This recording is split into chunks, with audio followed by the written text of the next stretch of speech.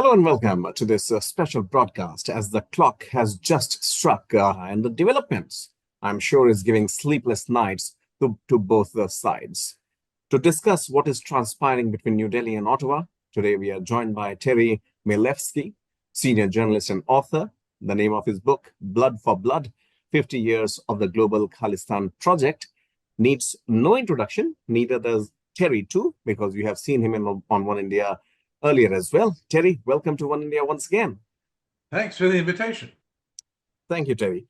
Terry, as I mentioned earlier, it seems history repeats itself. With your extensive research on the Khalistani movement, we spoke about this earlier as well, how do you see the Nijjar issue impacting now the broader contours of India-Canada diplomatic relationships, which is now in tatters officially, especially in the light of the past tensions over Khalistani extremism? Well, it's proved me wrong again. That is to say that I thought that it couldn't get much worse. And yes, I was wrong again. It has gotten worse. Now we're at the level of expelling the top diplomat. And so what does this tell us? It tells us that both sides are taking this very seriously. It gives the lie in some ways to what both are saying. Both have failed in their different ways. Very briefly stated, I would say that Trudeau has not just failed to produce evidence to back up his allegations, which was the origin of the problem the first time around a year ago, but also he's made it worse by introducing new allegations. At least this is according to the Indian account, by suggesting not just that street kids were involved with this and got paid by somebody to do with the Indian intelligence services, but that their senior diplomats were implicated, that they are now to be considered persons of interest in the investigation, which is reckless accusation, if indeed he made it. I repeat, we only know this from Indian sources. You can believe them or not. It's a reckless assertion because, I mean, I for one, having studied this case and looked at the evidence laid out in the American indictment of a murder for hire plot organized by employees of Indian intelligence agencies, it looks to me as though they didn't need any senior diplomats to be even in the know, involved in the plot. Why does that? Why would that make any sense? Because that indictment lays out, by its account, by the account of the U.S. Department of Justice, the FBI isn't really in the business of fantasy. To lay out how it seems to them that it was a simple matter of a Indian intelligence official hiring a guy to organize a gangster hitman to go after Khalistanis in North America, to include Diplomats of Chief Justice and Hardeep Singh Nijjar. So much for what my brief take on where Canada has failed. They're making allegations, or so it seems, that I don't think are going to be sustained in court. And I've seen no evidence that, for example, the High Commissioner in Ottawa, the Indian High Commissioner, has been involved in it. On the other hand, we don't hear from the Indian side. We hear how terrible Trudeau is, and we hear the Indian media generally supportive of their prime minister, chiming in to say that Trudeau is an idiot and he's going to fall and it's all his fault, and he's acting on some agenda with the United States counter India, and these sort of machinations are all fantastic. What I do not hear from the Indian side is how does this bear, please, the actual accusation issue, which is, why am I not hearing you deny that the individual described in the American indictment was indeed in cahoots with gangsters to commit murder against both Mhm. Panun and Nijjar, in Nijjar's case, successfully. Right. They're talking about other issues. So I think there's room to doubt, plenty of room to doubt, the Mhm. veracity of both sides. Right.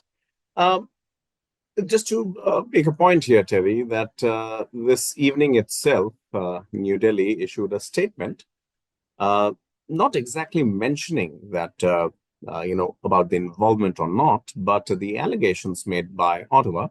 They have called it preposterous. They have called it, baseless, and they have tried to at least condemn it in the strongest possible terms as far as New Delhi is concerned. Now, this whole scenario, Terry, as you mentioned, appears to be straight out of a Hollywood or maybe a Bollywood flick that one government spy tries to eliminate the enemy of the state on a foreign land. What evidences to this effect has so far been found in Canada or through the Canadian authorities that could be possibly be admissible in any court of any court of law in any part of the world? Well, there is allegedly, according to leaks, I cannot quote a source, Mm-hmm. but these leaks, let's say they've been allowed to stand by the government, and nobody's disputing that there are wiretaps. Mm-hmm. There are Canadian origin wiretaps, that is to say, wiretaps Right. placed on people in Canada, which substantiate the charge that they were in cahoots. How shall I put it? That they were at least talking to and involved with an Mm-hmm. Indian intelligence agent, same guy who was alleged in the American indictment.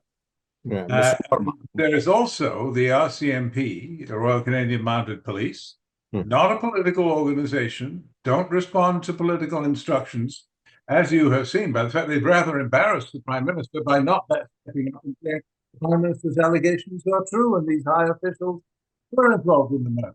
Yet, to say that when and if we get evidence of that.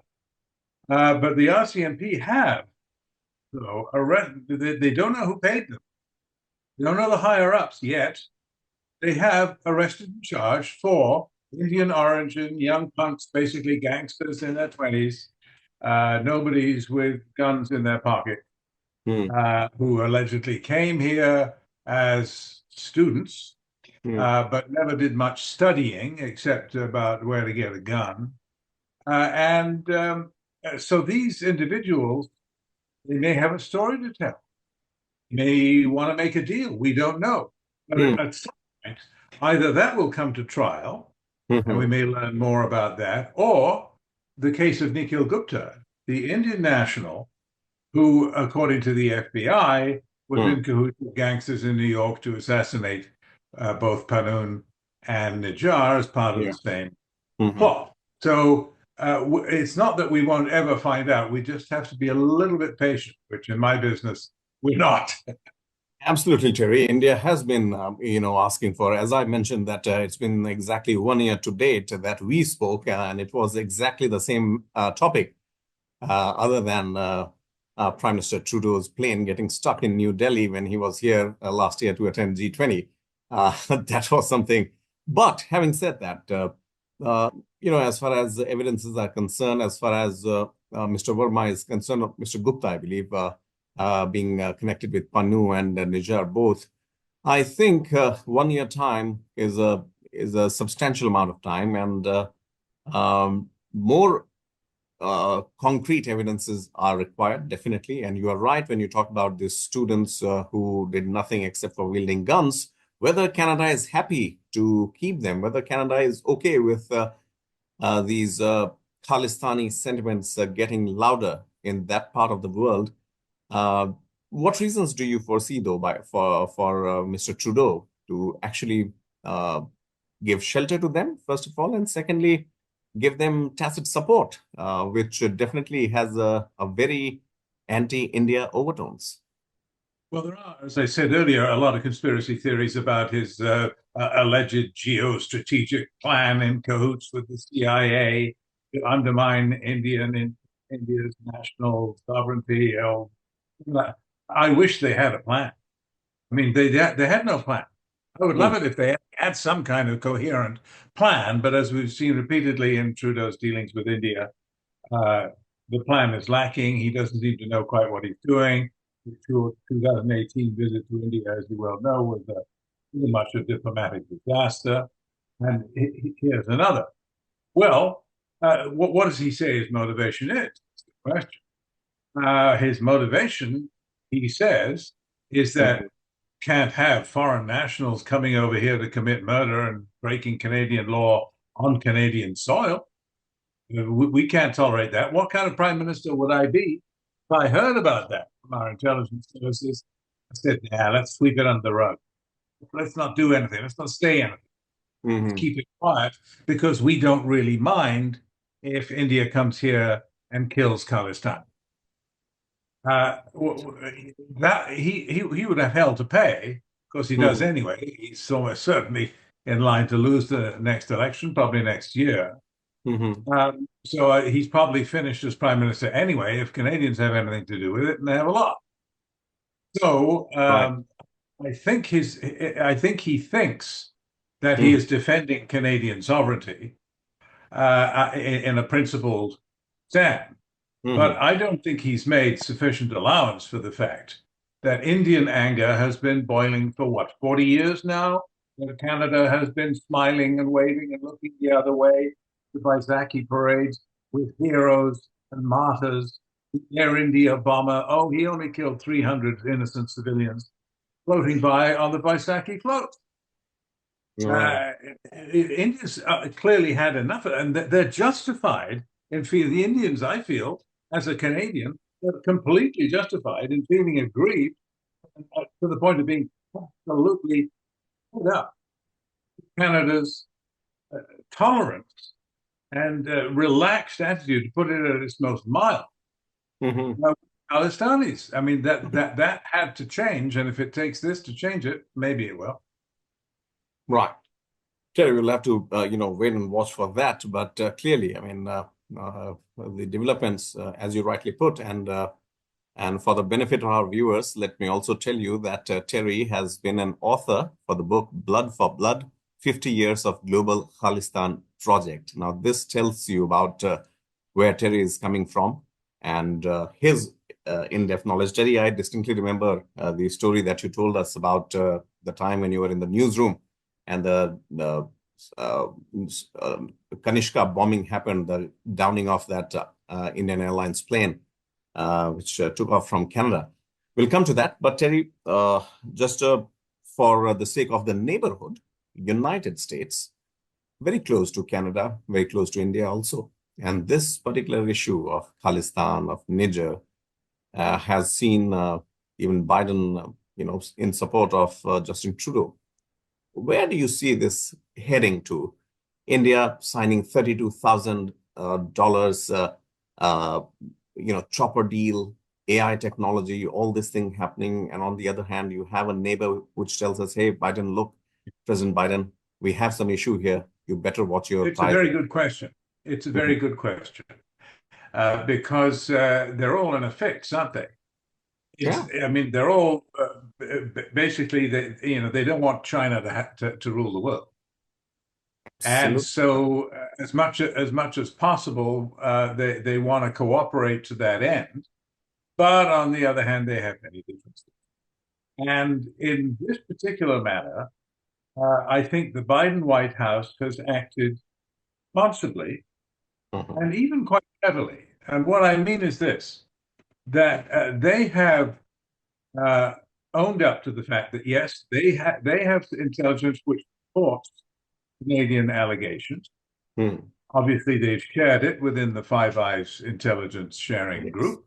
Yes. And the FBI has wiretaps of these people talking to their bosses, or at least their handler, who was allegedly hired by the government employee in New Delhi. Right. And so they've given that up to the Canadians. They supported them publicly, I won't say with wild enthusiasm, because of the implications that you point to. That we're divided in our own house if this is far. And the Americans have also been, when I say they've been quite clever, I mean that in their indictment of Nikhil Gupta, the alleged handler who hired the hitman, that they avoided doing what Trudeau did, getting up in the House of Commons and making a fine speech. Now this is intolerable. Canada respects the rule of law. India, by implication, has breached the law. Government of India. The Americans avoided pointing the finger at the government of India. They pointed to an employee of the government of India. Well, that leaves open the possibility he was acting totally on his own. I mean, nobody would believe it. Yeah. But we might agree to say it. And here's what your question, I think, may take us to. What is the end game exactly? What if the Indians and the Americans forget? I don't know that Canada has the geopolitical clout to have much sway in this. They'll simply go along with whatever the Americans get done. And the Americans will, I would guess, if you want to guess, slightly educated guess, the Americans, I suspect, would settle for the Indians promising never to do it again, for some accountability on the part of those who did it. In return, we're not going to lock up your guy Nikhil Gupta and throw away the key. In a couple of years he'll get out, and we won't advertise that. And you'll have a nice life afterwards. And this will be done in order to avoid the kind of blowback that you fear in your question. They're going to make a deal, in other words, like a prisoner, some kind of prisoner swap. Same kind of theory that, it doesn't look pretty, but it's probably better than not doing it. But they will make a deal. India will skate away. Canada will skate away. Americans will skate away, and they'll be back to doing arms deals that you described. They'll be back to the main event, the main story. And I think that's where the Biden administration has been steering this. But make no mistake, they've nailed their colors to the mast. The Americans, I mean, they have told the Indians that, we're not going to settle for anything less than accountability. You can't just sort of, mumble and shuffle your feet and say, yeah, we're taking it really seriously and do nothing. I'm not going to buy that. The longer you drag this out without making a deal, the worse it will be. Right. Well, and I presume, for the better part of the world, Terry, it has now become a fact that, yes, indeed, there's something fishy going on. But as you put it, to put an end, to put a lid on all of this would be the big brother playing the role of the mediator and possibly trying to find a win-win solution. But in this part of the world, Terry, I mean, just to sum it up, yes, you're right when you say that the media is a bit, pro-government and not so anti-establishment. But to accept a fact for a country which has lost its prime ministers assassinated by these elements, have seen youth going awry of a particular state, and has bore the brunt for nearly 40 years, 4 decades. So this is something that would definitely take a lot of time for both India and the other faction in Canada and other parts of the world, Australia, you name it, a little bit in America too. We'll have to wait and watch and see how it transpires. And India, in the meantime, would definitely try and exercise its right of authority and of, to a certain extent, self-defense, I would say. And that's when the comments do come in, as you mentioned. Terry Milewski, thank you so much for taking time out from Ottawa in Canada. And we wish you a very good day ahead. And we hope to see you very soon. Thank you. I enjoyed it.